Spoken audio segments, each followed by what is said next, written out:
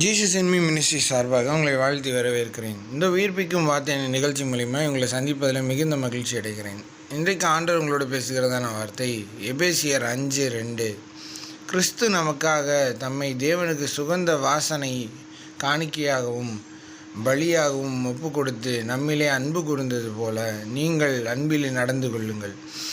எனக்கு பிரியமான தேவச்சனமே, இந்த நாளில் பார்த்திங்கன்னா கிறிஸ்து நமக்காக தம்முடைய அன்பை வெளிப்படுத்தும் விதமாய் நமக்காக சிலுவையிலே நம்முடைய ஜீவனையை கொடுத்து மறுபடியும் நம்மளுக்காக ஜீவனோடு வந்தார்.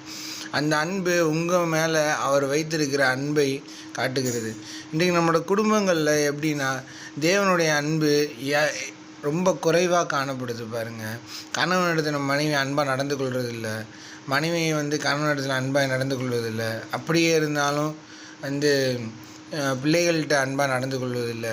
உங்களோட பேச்சுவார்த்தைகள் ரொம்ப கடினப்படுத்துது. எப்போ பார் பொருளாதாரம் தேவை இதை குறித்தே ஓடிக்கிட்டு இருக்கனால குடும்பத்தில் அந்த அன்புன்றது, ஒரு அன்பு ஐக்கியம் அப்படின்றது ஒன்று இல்லாமலே போயிடுச்சு. அநேக குடும்பங்களில் இல்லை. இன்றைக்கி அநேக ஜெப குறிப்புகள் வர்றது எப்படி வருது அப்படின்னா, என் வீட்டுக்காரர் ரொம்ப ஹார்டாக நடந்துக்கிறாரு, எப்போ பாரு சத்தம் போட்டுக்கிட்டே இருக்கார், என் மேலே கொஞ்சம் அன்பாக ஒரு 2 வார்த்தை என்கிட்ட பேச மாட்டாருன்னு சொல்லிட்டு அநேக பேச்சுவார்த்தைகள் வருது. பிள்ளைகள் இதே தான் சொல்கிறாங்க, எங்கள் அப்பா அம்மா எங்ககிட்ட அன்பாக இருந்தால் நாங்கள் ஏன் இப்படிலாம் பண்ணுறோம் அப்படின்னு சொல்லிட்டு அநேக வாலிப பிள்ளைகள், இடறி போன வாலிப பிள்ளைகள் சொல்கிறதுக்கான காரணமே இதுதான். பாருங்கள், கிறிஸ்து நம்ம என்ன தான் செஞ்சாலும் நம்ம மேலே அன்பாக இருக்கிறாரு. இளையகுமாரனோட வாழ்க்கையில் பார்த்திங்கன்னா, அவன் தன்னோட எல்லாவற்றையும் இழந்து தாப்புநாட்டில் போய் ஒரு வேலைக்காரனாக சேரும்னு சொல்லிட்டு அன்பில் போகணுன்னு நினைக்கல. அவன் தன்னோட இடத்துல இருக்கிற அந்த குத்தப்பட்ட இருதயத்தோடு தான் போனான். ஆனால் அவருடைய தகப்பனும் அவர் என்ன செஞ்சார்னா, இடத்துல இருக்க முழுமையான அன்பை அவனிடத்துல காட்டும் பொழுது அவன் ஒரு கம்ஃபர்டபிலிட்டியை ஃபீல் பண்ணுற அளவுக்கு வந்தது.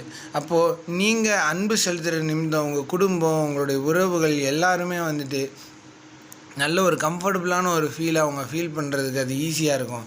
தேவன் நம்ம மேலே எப்படி அன்பாக இருக்கிறாரோ, எந்த விஷயத்தையும் நம்மளை விட்டு கொடுக்க மாட்டார் அப்படின்றது நம்மளுக்கு நல்லா தெரியும். ஆகவே நம்மளுடைய குடும்பத்தார் இடத்துல, நம்முடைய நண்பர்களிடத்தில் தேவனுடைய அன்பை வெளிப்படுத்துவோம். கர்த்தர் நம்முடைய எல்லா நெருக்கத்திலேருந்து நம்மளை விடுதலையாக்கி விசாலத்தில் வைக்கும்படியாக அன்பினால் ஒருமனப்பட்டு நம்ம ஜெபிக்கும் பொழுது கர்த்தர் நம்மளுடைய வாழ்க்கையில் இருக்கிற எல்லா சிறையிருப்பு, போராட்டங்கள், கடன் பாரங்கள் எல்லாவற்றிலிருந்து நம்மளை விடுதலை கொடுப்பார். ஆமேன். கர்த்தர் தாமே உங்களை ஆசீர்வதிப்பாராக. ஆமேன்.